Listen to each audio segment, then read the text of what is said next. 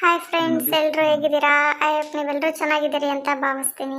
ಈಗ ಶೇಂಗಾ ಚಕ್ಕೆ ಅಥವಾ ಶೇಂಗಾ ಬರ್ಫಿ ಮಾಡೋಣ ಬನ್ನಿ. ಅದಕ್ಕೆ ಬೇಕಾಗಿರೋ ಇಂಗ್ರೀಡಿಯೆಂಟ್ಸ್ನ ಈಗ ನಾನು ತೋರಿಸ್ತಾ ಇದ್ದೀನಿ. 1 ಕಪ್ ಶೇಂಗಾ, 3/4 ಕಪ್ ಬೆಲ್ಲ, 2ರಿಂದ 3 ಸ್ಪೂನ್ ತುಪ್ಪ, 2ರಿಂದ 3 ಏಲಕ್ಕಿ. ಈಗ ಒಂದು ಪ್ಯಾನ್ಗೆ ಶೇಂಗಾ ಹಾಕಿ ಮೀಡಿಯಂ ಫ್ಲೇಮಲ್ಲಿ ಫ್ರೈ ಮಾಡಬೇಕು. ಮೀಡಿಯಂ ಫ್ಲೇಮಲ್ಲೇ ಚೆನ್ನಾಗಿ ಫ್ರೈ ಮಾಡಬೇಕು. ನೀಟಾಗಿ ಸಿಪ್ಪೆ ಎಲ್ಲ ಬರೋ ಥರ ಮಾಡಬೇಕು. ಶೇಂಗಾ ಎಲ್ಲ ಚೆನ್ನಾಗಿ ಸಿಪ್ಪೆ ಬರೋವರೆಗೂ ನೀಟಾಗಿ ಫ್ರೈ ಮಾಡ್ಕೋಬೇಕು. ಈಗ ಆಲ್ರೆಡಿ ಆಲ್ಮೋಸ್ಟ್ ಆಗಿದೆ.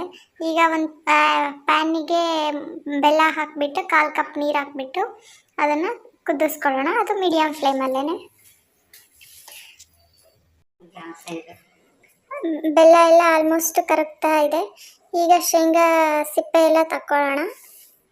ನೀಟಾಗಿ ಸಿಪ್ಪೆ ಒಂಚೂರು ಇಲ್ದಂಗೆ ನೀಟಾಗಿ ತಕ್ಕೊಳ್ಬೇಕು.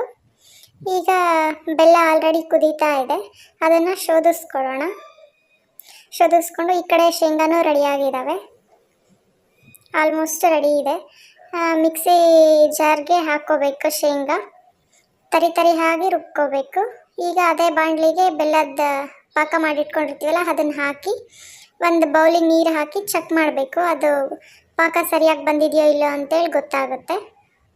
ಅದು ಉಂಡೆ ಆಗಿದೆ ಅಂದರೆ ಪಾಕ ಚೆನ್ನಾಗಿ ಬಂದಿದೆ ಅಂತೇಳಿ. ಈಗ 1 ಸ್ಪೂನ್ ತುಪ್ಪ ಹಾಕಿ ಮಿಕ್ಸ್ ಮಾಡಬೇಕು. ಅದಾದಮೇಲೆ ನಾವೇನು ತರಿಯಾಗಿ ರುಬ್ಕೊಂಡಿರ್ತೀವಲ್ಲ ಶೇಂಗಾ ಪೌಡ್ರು, ಆ ಶೇಂಗಾ ಪೌಡ್ರನ್ನ ಹಾಕಿ ನೀಟಾಗಿ ಮಿಕ್ಸ್ ಮಾಡಬೇಕು. ಮಿಕ್ಸ್ ಮಾಡ್ಕೊಳ್ಬೇಕು. ಎಲ್ಲ ನೀಟಾಗಿ ಮಿಕ್ಸ್ ಆಗ್ತಾ ಇದೆ. ಈ ಶೇಂಗಾ ಚಕ್ಕೆ ಆರೋಗ್ಯಕ್ಕೆ ಹೆಲ್ದಿ ಕೂಡ. ಈಗ ಆಲ್ಮೋಸ್ಟ್ ರೆಡಿ ಆಗಿದೆ. ಈಗ ಒಂದು ಬಟರ್ ಪೇಪರ್ ಅಥವಾ ನಾರ್ಮಲ್ ಪೇಪರ್ಗೆ ತುಪ್ಪ ಇಲ್ಲ ಅಂದರೆ ಎಣ್ಣೆ ಹಚ್ಕೊಂಡು ಶೇಂಗಾ ಚಕ್ಕೆ ಇದೆಲ್ಲ ಸ್ಪ್ರೆಡ್ ಮಾಡಿಕೊಂಡು ಲಟ್ಟಣಿಗೆ ತೊಗೊಂಡು ನೀಟಾಗಿ ಲಟ್ಟಿಸ್ಕೊಳ್ಬೇಕು. ಲಟ್ಟಿಸ್ಕೊಂಡು ನಮಗೆ ಯಾವ ಶೇಪಲ್ಲಿ ಬೇಕೋ ಆ ಶೇಪಲ್ಲಿ ನಾವು ಕಟ್ ಮಾಡ್ಕೊಳ್ಬೇಕು. 10 ನಿಮಿಷ ಇದನ್ನು ಹಾಗೆ ಕೂಲ್ ಆಗಕ್ಕೆ ಬಿಡಬೇಕು. 10 ನಿಮಿಷ ಆದ ತಕ್ಷಣ ನೋಡಿದರೆ ಅದು ಕ್ರಿಸ್ಪಿ ಆಗಿರುತ್ತೆ. ಆವಾಗ ನೀವು ಸರ್ವ್ ಮಾಡ್ಬೋದು. ಆಲ್ಮೋಸ್ಟ್ ಎಲ್ಲ ಲೈನ್ಸ್ ಆಯಿತು. ಈಗ ಶೇಂಗಾ ಚಕ್ಕೆನೂ ನೋಡ್ತಾ ಇರ್ಬೋದು, ನಾನು ತೆಗಿತಾ ಇದ್ದೀನಿ. ಭಾಳ ಚೆನ್ನಾಗೇ ಬರ್ತಾ ಇದೆ. Thank you friends. ನನ್ನ ಈ ವಿಡಿಯೋ ಇಷ್ಟ ಆದರೆ ಲೈಕ್